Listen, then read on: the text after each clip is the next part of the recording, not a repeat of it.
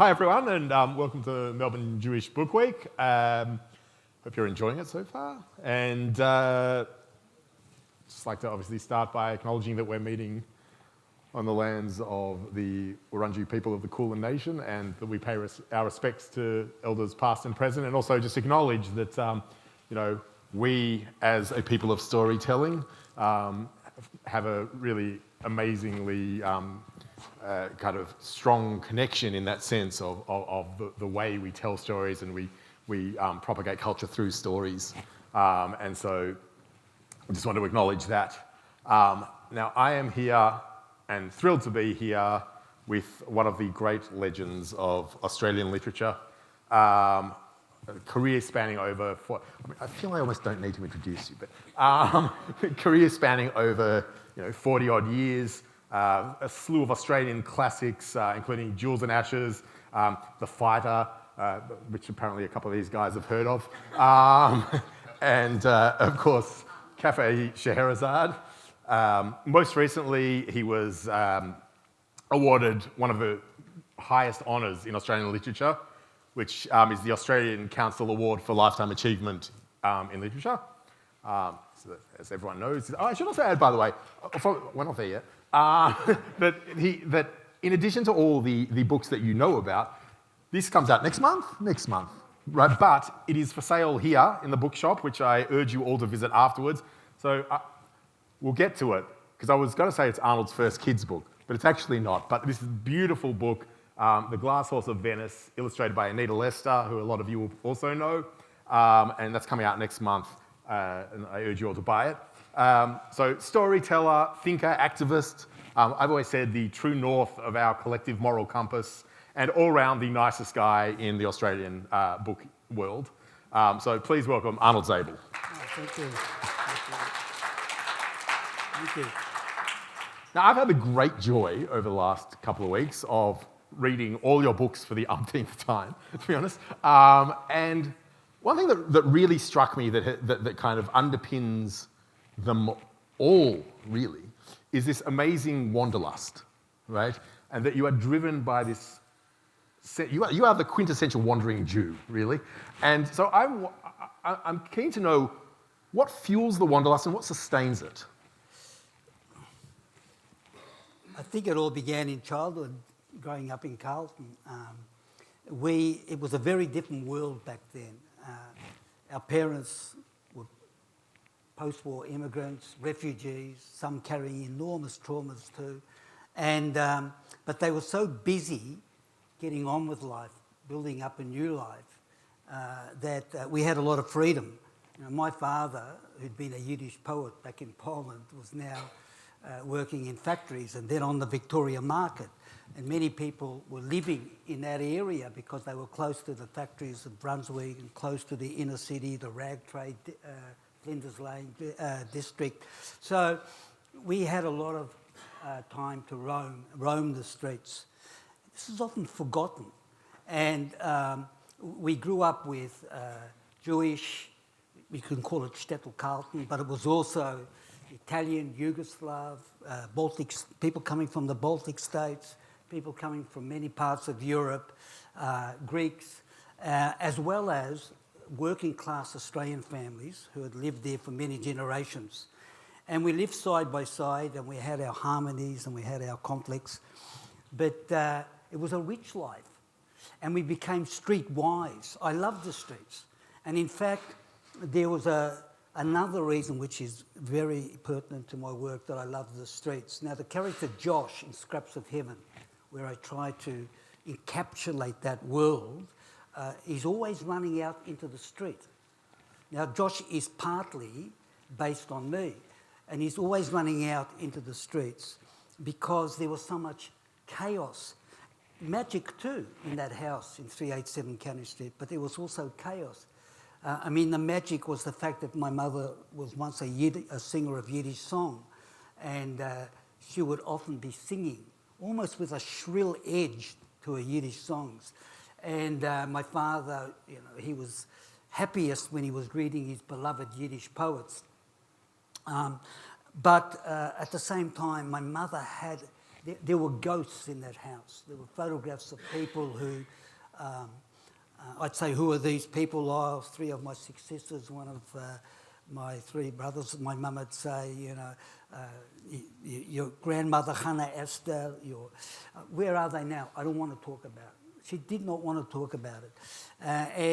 But then it would come out, this suppressed rage. She would go into these psychic rages.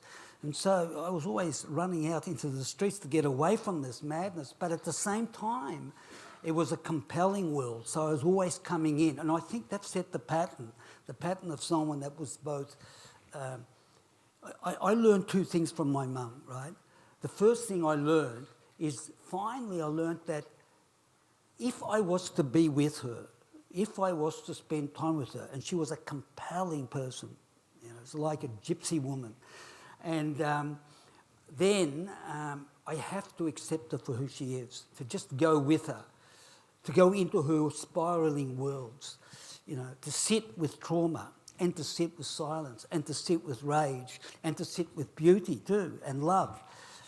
All these things mixed up into one. And so I learned to sit with trauma, with people that in the future years as a wanderer and as a traveller, I'd sit with people from many backgrounds, as you know, and listen to their stories. But at the same time, I loved those streets, and I loved being out there, and I loved the stories that came my way when I was out there. So I think the template was set there. And the second thing I got from my mum and from that situation is there was a moment when I was so frustrated with what was going on. So I was 11 years old, 12 years old. And I remember, these rages were quite frightening. And I remember I went into my bedroom once and I closed the door and I began writing. And as I wrote, the pen took off. You know, and I still don't know what I wrote, but what I do remember is that when I entered that room, I felt heavy, but when I left, I felt light. I am detached. So I had discovered expression, X meaning out. So expression means just getting it out. So the process, the internal and external processes began back then. That's interesting though, because you're saying about how you would go to the streets, you'd hear people's stories, and that they would resonate with you, and I think that really was, as you say, like the template, because like it's clear from reading, all of your books that there's something about you. People trust you with their stories, right? There's something that seems to make people want to open up to you, and I'm wondering, like, what sense of responsibility is there in holding these stories, right? Particularly because often the stories are very traumatic, right? And so you are not necessarily tasked with, because like I don't think there's an expectation that you want to be writing them, but this idea that you will be the voice for people who may not be able to tell their stories in a way, A, to an audience that you have, or B, in a way that you're able to express. So, like, how do you navigate that kind of responsibility? Well, look, at first comes the journey, right, and the participation in that journey. And look, I spent almost a year in China, and that story I finally tell in The Watermill, and I spent 3 years living in New York, travelling through Europe, and a lot of these experiences are filtered into stories. But as a traveller, I've sought to travel in such a way that I'm fully engaged and a part of the worlds that I'm travelling through. You know, whether I'm working as a teacher in a remote province in China or whatever, right? There are many examples. And so, you know, in the violin lessons, there are stories told about that are based on what happened when I worked with migrant labourers in Switzerland and France, you know, the orchards, the fruit orchards, and later on as a farmer's hand. So all of these things, I was there, I was present. That's the important thing. I didn't think of it as I'm going out there to get a story. But what point did you realise it was a story? What was it that clicks for you that makes you think, this is a story I want to write?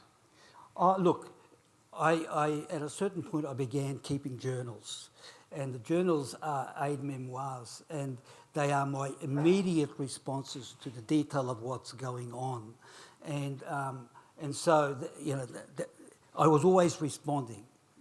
This is the important thing, that I was always present in two ways. I was present, just there, but secondly, I was also reflecting on what I was experiencing.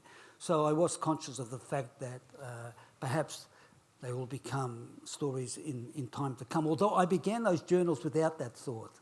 I just loved responding to the world in that way, and also through images, through photography as well.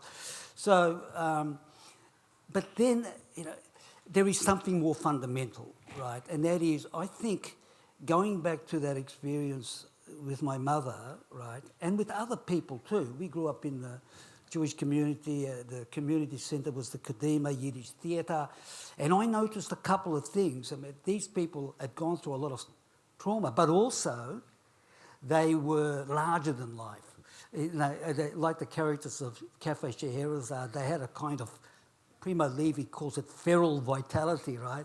So they weren't just victims. They were far more than that, and that's what I've also discovered. There was always jewels and ashes, and so so there was always this, and also there was a pure enjoyment of just being able to spend time with people in faraway places. I often say, you have to come through the mountains when we talk about China, because I lived in a remote mountainous province. You have to come through, and when you're there, people then start coming to you and telling your stories. So the fundamental point to make here is that somehow they came to me and told their stories. I didn't go out really seeking them. I think they felt comfortable in that. It was a kind of knowing. Did they know that you were like? Obviously, some people from when you tell the community stories of the survivors and people from the old world of shtetl life or that, okay, they knew who you were. But like when you were, say, in China, in various other places that you went through, like did they know that they were telling this story to someone who writes stories and this? At a certain point, yes. Like when I was in China, like my students knew that I was responding to their world, to what they were telling me, and look, we were having conversations, right? We were having conversations. I was telling them things too. Right. I was opening up, about my world. So there's a Chinese book somewhere. Yeah, there's your story in it. But that's important. That's very, very important, because that's what it comes from. It comes from conversation, not from interviewing. I don't interview people. I'm just with people. With Henry Nissen down here, I followed him. He had a yellow Hyundai, and I followed him all over town. And we met in the Port Diner down by the wharves, and we met in the Seamen's Mission, and we had a good time together. And, I still had my little black notebook, right? So there it is. But he's actually following you home tonight. He's writing the sequel. Yeah. But I have to say something else too. That it was not only listening to people and entering into a relationship with people. It was also the more I became a writer, quote unquote, the more I became observant of not only what people were saying, but how they were saying it, and not only how they were saying it, their gestures, their body language. Said a lot about them, and it's fed into my work a lot. And also, place, the landscape was very important to me. I loved exploring those landscapes, and the landscape is often a character in my stories. And the most wonderful example happened on the island of Ithaca, where my wife's family comes from. And, as my son was growing up, we'd go and live in the village for months on end. It was a wonderful times that we spent there. But I did not understand Ithaca and what drove people to leave that beautiful island, those You know, those Greek islands are beautiful. Why did they leave? Until I worked for 3 or 4 months through an entire olive picking season, and I was out on that landscape. I could feel it through my body, and it was beautiful, but it was harsh. And at the end of the olive picking season, what you do is you collect all the dead, the prune branches from the previous year. They're quite hazardous, and they're sharp, and they're spiky, and they're stuck in the rocks. You collect them, and you build these fires. So I'm alone up in the mountains, and the fires are going this way and that way, and I'm chasing, you know, I've got the water, I'm sort of... And at a certain point I thought, oh, I've become a shepherd of the winds. That's cool. You think about it, a shepherd of the winds. Poetry, the poetic, comes from that sort of being present. It's many things, many factors feed into it. You were talking about the relationships that are formed in the process of learning people's stories, and obviously the Nissen brothers are here, but another one that really sits with me is The Ancient Mariner, right? Which is the last story. It's pretty much, it's novella length, right? It's a long, short story of the sinking of the Sieve 10? Civex. Civex, yeah. So I was just thinking, how does it feel to have sort of the burden of a story of that magnitude, right? And what do you, how do you go about bringing that to life with the weight of that burden to get across what was, you know, a hugely traumatic event and a very important one to tell in Australia, particularly, right? Like how do you go about carrying that sort of weight? Oh, look, it goes to the heart of the question, because I knew Amal Basri and I became friends. She was a wonderful woman. She was a feisty woman too. She's an Iraqi refugee who was on that boat that sank, and 353 men, women and children drowned en route to Australia, October 19, 2001. And there were something like 45 survivors. 7 came to live in Australia. I got to know 5 of them. I've written about 2 I was of going them. to say, one's in the watermill. Yeah, the second story. Yeah, Faris Shahani. You couldn't script these stories in the wildest fiction, you know. But Amal Basri wanted her story told, and she herself used to tell it. She used to tell it to face to face, and she used to tell it once. She told it in front of 2,000 people at the Melbourne Town Hall. And she had a hypnotic way of telling it, you know. And as the boat went down, I couldn't breathe, and I can't swim, and I went into the depths of hell, and when I surfaced, you know. So she had an amazing way of telling that story and getting it out. And she said to me, you know, in a cruel irony, after she received her permanent residency, and she was in hospital with cancer at the time, and she yelled, she received the news from a phone call, and she started yelling, and the nurses came running. What's the matter? And she said, oh, I'm a free woman in a free country. You know, sadly she died of cancer, and she said, promise me, Arnold, to tell my story. So very often people want their stories told. They want to be heard. I was in the last session when they were discussing the victims of child abuse, and that point came up again there, that people want their stories told. And there are also stories that need to be heard. I think there's like this, there's a great line in The Watermill. I've actually got it written down here because it speaks to it for me, which is, what does it mean to have one story ignored or denied, right? And that whole idea that, you know, we do actively silence uncomfortable stories, right? That people are either scared to hear them or don't want to hear them for whatever reason, but they're the stories that need to be told and you need to write them. Look, there are 2 sides to that. There is the drive from the person that's in China. They were coming telling me stories about the Cultural Revolution, and they used to come at night. because back in 84, 85, it was still, well, even now, right? Yeah. But there was a reticence to openly speak about these things. So there's the drive to tell the story, but also, on the other hand, there is a line also in The Watermill, the story of that amazing concentration camp theatre that I wrote about, the Republic of the Stateless, where I quote Elie Wiesel actually, there are stories meant to be told, and not to tell them is to betray them. It's an extraordinary line. So people are coming to you and they're telling these amazing stories, and you feel kind of compelled. You've witnessed these stories, and so you feel compelled to tell them. Are there stories that you found you couldn't tell, or that you found particularly difficult to tell? Last night I told a story at the opening of, the opening night.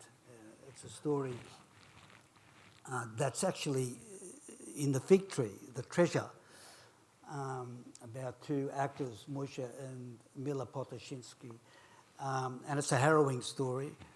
And it's also an extraordinary story of cultural resistance.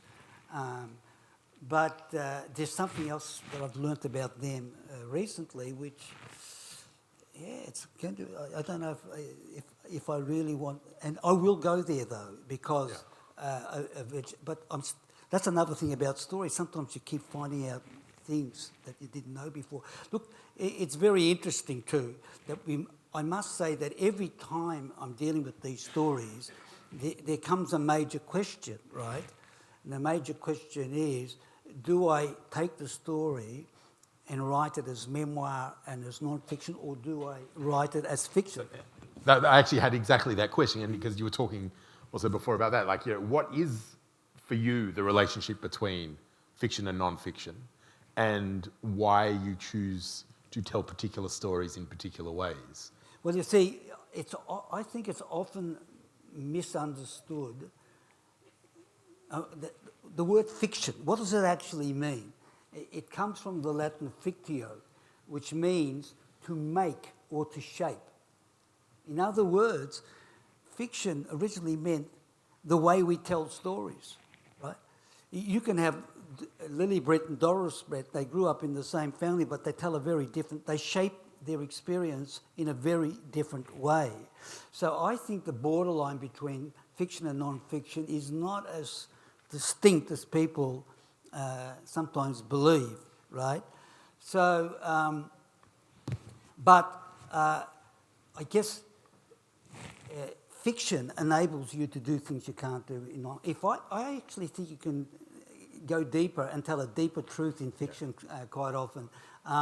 In Cafe Scheherazade, what I do, that began as non-fiction, right? This crazy cafe, people screaming their stories, full of their feral vitality. And, but at a certain point I realised it was all over the place, and then I started finding wonderful ways to shape it, right? I'll have three types of survivors, three composite characters that are based on the various people that come in there. You begin to frame the story, to make it work, right?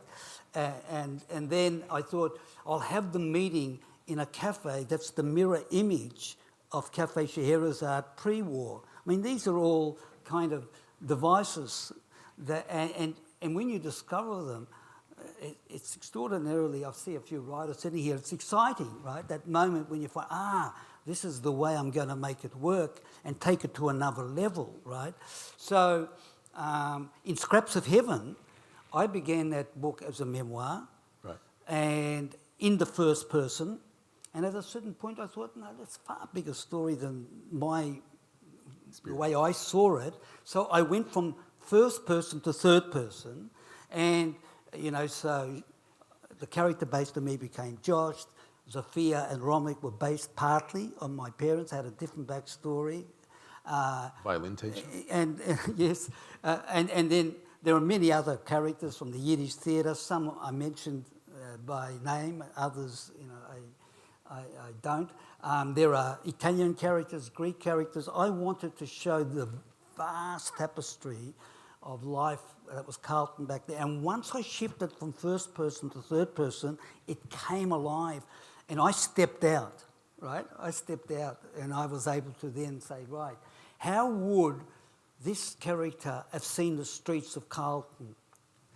And the most striking example of that in that novel is Bloomfield. Bloomfield is someone who haunts me. He was a guy, he's based on a guy who used to circle the streets of Carlton. And he's entered a few of my stories. And he used to have that number, right? And he hardly said a word, right? He used to sleep in Curtin Square in summer nights, and then he lived in a rooming house during the winter, and he always wore an overcoat, right, as I remember him, and all he would do is say, you know, and he'd gone through, and there were rumours that he'd lost his entire family in Jannerveld over there, whatever. And there came a point as I was writing the novel and I thought, how would Bloomfield see these streets as he wandered them? Because he used to wander them and circle them. And I started walking the streets in his shoes. And it was a wonderful, wonderful challenge. And I think it led, once again, I think that exercise led me to be able to explore things that go far deeper than if I would have just left it as as non-fiction in that case. It's funny because when I was writing my notes, I wrote, you know, you've got a couple of books that are novel in the traditional sense, and the ones I wrote were Scraps of Heaven and Sea of Many Returns, right?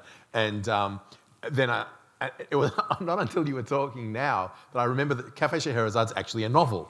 It's so alive, right? And it's so the people, and, you know, we knew the Zalezhnikovs and and various other people, or we thought we knew the people who were actually composites, right? So it's interesting because, like, I think in many ways you were the pioneer of what is now a bit of a fashionable way of writing, the narrative non-fiction, right? And so that I remember you saying to me once, many years ago, as I was struggling with this fiction non-fiction thing, and you said, as long as you let readers know what you're doing, you can do sort of whatever you want, right? And like that's always sort of stayed with me.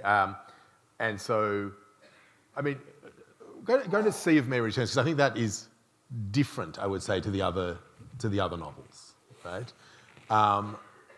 What was it that drew you to writing this book, which was quite apart from it was actually, interestingly, the first book of yours that I read. Look, I loved writing Sea of Many Returns, but I lived in a kind of fear too, because I was entering into an entirely another culture, the Greek culture, the Ithacan culture, which I'd grown to love and know. Let me read you the beginning of this, right?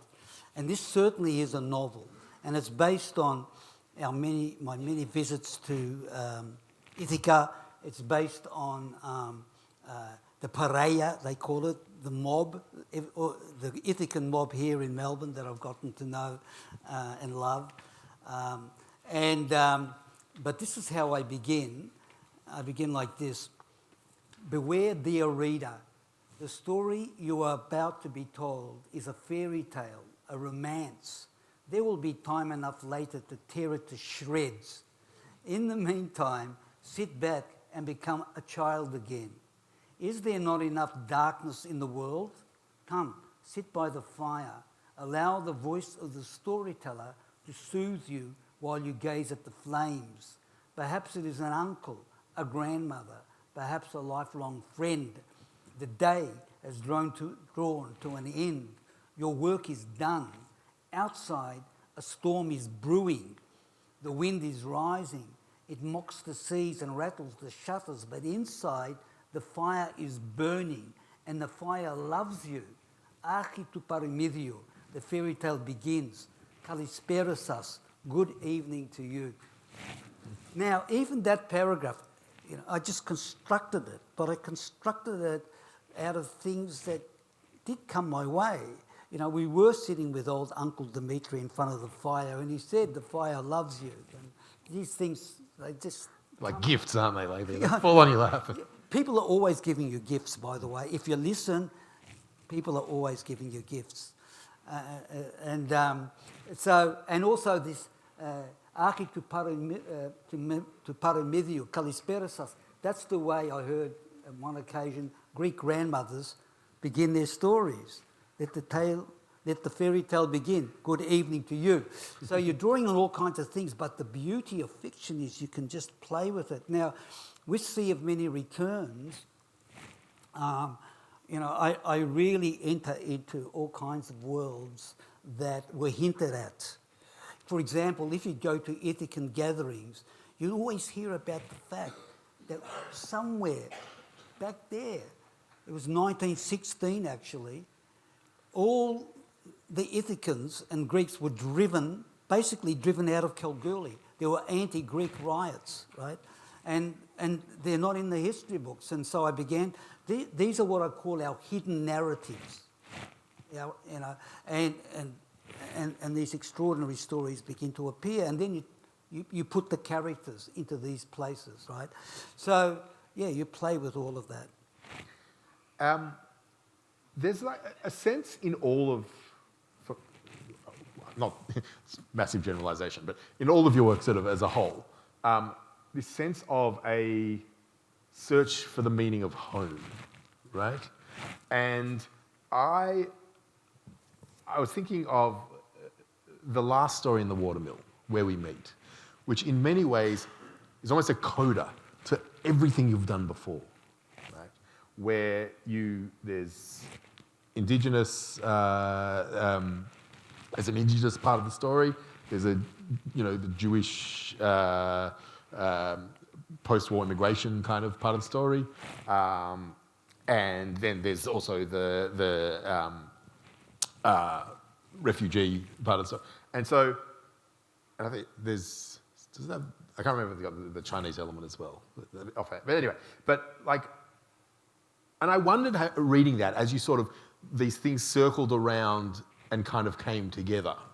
Like, what has home come to mean to you in the way that people of the world, of all these disparate communities searching for a place and for belonging? What has that come to mean to you as, you know, a writer, a traveller, you know, a person of the world? Oh, look, it's a big question, a wonderful question. There's a line in that story. It goes like this: they came from the old world to the new, only to discover that the new is far more ancient than the old. So this story is called Where We Meet. And so I'm exploring this. I'm exploring the fact that, you know, we were the new world for Jewish immigrants, and the Alterwelt, the Nayerwelt. Yeah. But as we, the children, as we grew up, we began to sense another presence, a far more ancient presence. And I entered into that world, as you know, in the 1990s in various ways. Wrote about my journeys with Auntie Joy Murphy, Wurundjeri elder. And this was an attempt to try and come to terms with this issue of what is home and where is home. And then there's the element of being a traveller, right? Now, if there's one beautiful way to encapsulate it all, there's an essay written by Walter Benjamin, who was a wonderful social critic, was writing in the 1930s, and there's a book of his called Illuminations. It's still around. It's a wonderful book, and there's an essay there called The Storyteller, and he said basically there are two types of storyteller, right? He said one, for want of a better term, is the merchant seaman. This is the person who goes on a long journey, goes to many places, and these stories are spatial. They move from place to place. And he comes back with the lore, L-O-R-E, the lore of faraway places. Marco Polo coming back to Venice with incredible stories, and some people say with the recipe for pasta. And then, you know, Jason in search of the Golden Fleece as he travels into the Black Sea. Odysseus going off to fight in the Trojan Wars. So that's one type of story. But the other type is often overlooked, and that's the story that the term that Benjamin uses is the resident tiller of the soil. Isn't that beautiful? And the novel, Sea of Many Returns, ends with the resident tiller of the soil, who is a woman I met on Ithaca who was blind, and yet she knew everything about that village. She had spent her whole life in that village. She knew every olive tree and who had planted it, just like in the Odyssey, right? This is how Odysseus is discovered to be genuine, because he knew where everything had been planted. So when you're looking at the issue of where is home, and where is home for me, on one level I'm deeply rooted going back to those streets of Carlton, the Carlton boy in me, right? That's so connected to a particular time and place. And yet at the same time, I felt at home in many other places, right?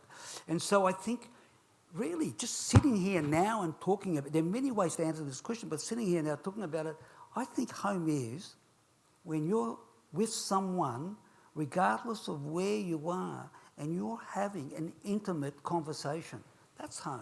In front of a few of your closest friends. Yeah. I mean, really, Yeah. if you think no, about absolutely. it, we say, you can be, now, Sea of Many Returns is partly a meditation on what the Greeks call nostalgia, the pain of longing for the return. And it can be a physical ache.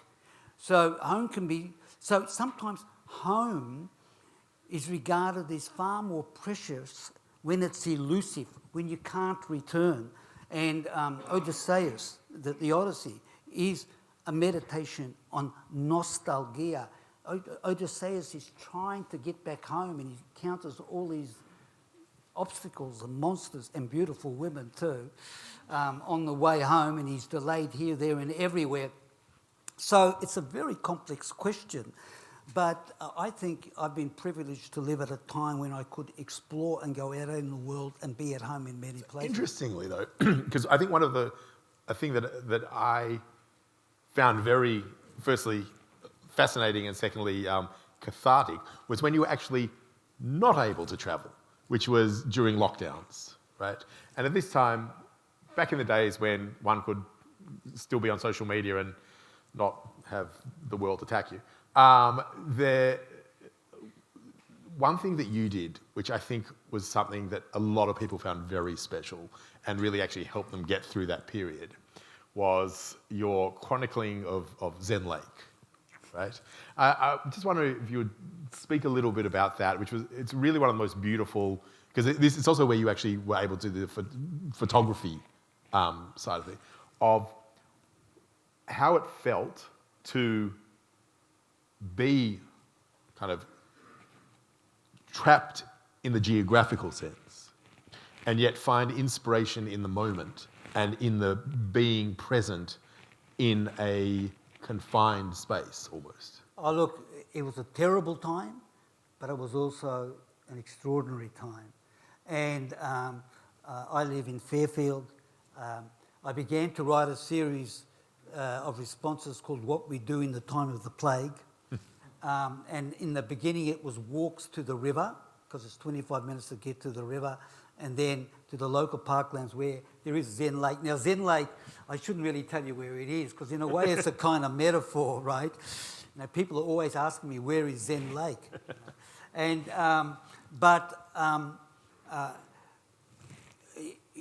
it really comes down to, there it is. It's as rich as any place you can be. You've just got to be present again. There are many, I've got a subsection of that is called Tales from the Agora. The local shopping strip. I know all the people, the street people. I was there this morning, and there they were, the people that are living in the shadows. The man who comes walking through the streets and he's always like a state of kind of madness, but he's singing 1960s songs at the top of his voice. I mean, it's always there. It just have to be present and alert. And the Zen Lake series, which have continued, it may end up being a publication. And the central thread is this, that when I go on those morning walks, and I know almost everyone in this room will relate to this, that when I go on these walks, there is a battle going on. The mind is raging. Boy, there's a lot of things going on now for our minds to rage about. And this is how it is. We're consumed by this. And I say, no, the battle is to become present to what is happening around you. And then you start seeing the extraordinary beauty, but once again, the harshness. That animal. Then the other day, there was a rakali, right, swimming across the lake with a turtle in its mouth. Right? The rakali is a sort of a native rat, beautiful but feral and they predators. So there's all kinds of things going on. The stories are everywhere. You walk past the house on the way there, where there are flowers in bloom, marigolds, the whole year. And then you see two old guys picking those flowers, right? And finally you find out that they'd moved into the house 40 years ago, and they had a son who was a musician. He was going to the conservatorium, he played folk, he played classical, and then he died of cancer. And they decide, and he loved flowers. So they decided that they would find a way to keep flowers growing all year, so that every Sunday, they'll be there today, this morning, they come with flowers to where he's buried in a church, in a Macedonian church in this case. So it's always there. Now, I would love to probably keep speaking for a couple of hours, but I just got the thing. So I just want to ask,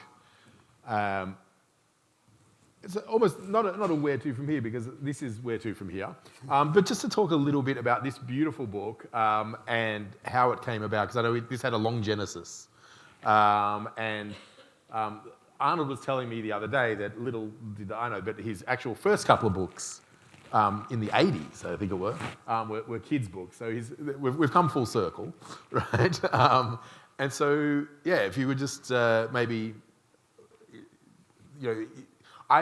the first time I ever described you in a review, I called you like the great fabulist of Australia, right? And this is a beautiful fable, right? And so, how did it come about? And yeah, just the whole from conception to Anita's input, and brought it to life in this beautiful, beautiful way. I was very privileged. I've got an adult version of the story on the go at the moment. I hope you mean adult in the version of the sense of... But I'd say this is for 99-year-olds, yeah. And I'm getting there. But look, I was invited to Venice on a wonderful project, 2000, and I've got a connection with that city before then, but I was invited 2014 and 15 by a wonderful man, Shel Bussi, who is... he founded Beit Venezia, which is a cosmopolitan Jewish centre in the old ghetto, and they were going to celebrate the 500th anniversary of the ghetto. The name ghetto comes from Venice, and we were given different writers came, both Jewish and non-Jewish, and we spent time in Venice. And I came 3 years running, and I just walked the streets day and night. I walked the streets day and night, and the stories that came my way. I saw Venice, for example, from the point of view of the street people, the Africans who are selling their second-hand, their imitation Gucci's, and I stood with them. You've got to stand with people. When you stand with them, you see the way the world reacts to them. People will go in and buy a €2,500 Gucci, and they won't bargain, but with these guys trying to make €5, they're bargaining and getting angry at them for not coming down. It's extraordinary. And the contempt, you've got to be in other people's shoes. But anyway, one night I met a person who told me a wonderful story about a glass leg of a horse that was the remnant of something. She no longer lived in Venice. She was there just for a few nights, and she said that when she was a child, there used to be a glass blower living in the square in the 1950s and 60s, and he would give the children the bits of the animals that didn't work. And in her case, it was just the leg of a glass horse. And I knew immediately this could be a wonderful story. A gift in your lap again. Right? And no, it's always there. Yeah. Just listen. It's always there. It's not you've got to be able to receive the gift. That's the thing. So anyway, it's become this. Now, one other thing I'll say about this book, I didn't even think about it at the time, but actually, even though it's a fabulous tale and it ends up, taking flight, this winged horse taking flight, it's about those major themes. Nostalgia. The young girl has to leave Venice because of the floods of 1966. She goes to live in another city, about 2 hours away, and she has this ache to be back in the square, in the Campo, in Venice. And, the story is about how she finds a way to get back. But you would not believe, there's only 900 words there, you would not believe how much work went into getting it right. Children's literature is very precise and very concentrated, and it's got to be both poetic and it's got to be a story. And then eventually, to put the icing on the cake, we found, or came to us, the most glorious illustrator. That's Anita Lester. She's expecting twins any day now. Yeah, I was just saying that. I actually was wondering whether she's had them yet. Her, and we worked closely. It was a joy working with Anita. She's such not only a beautiful artist, but the way she responds to a creative process is fantastic. And look, really, when you see what she has done and the way she's captured the spirit of the book, so I'm very excited about it. Last night, someone got the book and sent me an email this morning and said that their 7-year-old daughter read it, and for book week, she's now going to be dressed as Pegasus. So, so it's travelling in unexpected ways. Now, we're going to have to wrap up soon, but I just want to, if we can, just have maybe 1 or 2 questions very quickly. Given the time, if Arnold's answer would just be yes or no, that would be great. But because Arnold, the king of the short answer, right? Does anyone have something they'd like to ask before we wrap up? He's very approachable. He's actually very easy to ask a question, right? So you shouldn't be concerned. Oh, yes. The concept of home and how you felt about home, how did you reconcile that with your parents? Was that home for them? It wasn't home for them. Carlton, you say the streets of Carlton was home. Did you have any yearning for, is that really your home? That's an incredible question. Well, the question is, how did my parents feel about home here? And because in a way they lived elsewhere. Bielsk, Bryansk, Bialystok, Orly. I used to hear these names as a kid. They were like an ancient landscape elsewhere. And but the journey of my parents actually culminates in the final story of the watermill, where my father grew to love, and my mother too, grew to love Australia. They grew to love, my father stayed in the same house for 40 years, and he grew to love that and write poems as a Yiddish poet about his Carlton. But I'll end on this note. My father wrote a wonderful poem at the age of 80 that was turned into a Yiddish song that Freddie Meraki sings on a CD called The Fig Tree. And it's called A Freundliche Hand. It goes back to the heart of our conversation. We can end on this note because this song, which is now being studied in VCE Yiddish courses, right? It's a poem called A Freundliche Hand, a friendly hand in Yiddish. And a guy's wandering through the streets, I think of Carlton probably, and he's feeling alien and he's feeling he doesn't belong here. And suddenly he sees an old friend from the old days and everything changes. The skies are no longer grey. So I still think that it comes down to the fact that as you become more deeply rooted and start to form a relationship with those places, then finally you do feel at home. All right, we're going to have to end there. Now, I urge everyone, please visit the bookstore and buy Arnold's new book, and also he'll be there to sign. The Nissen brothers will, I'm sure, be there to sign as well, whether you like it or not. No. Okay. Yeah. You buy 2 copies of The Fighter, one for each of them to sign. Anyway, thank you so much for coming. Thank Arnold, and enjoy the rest of your day. Thank you.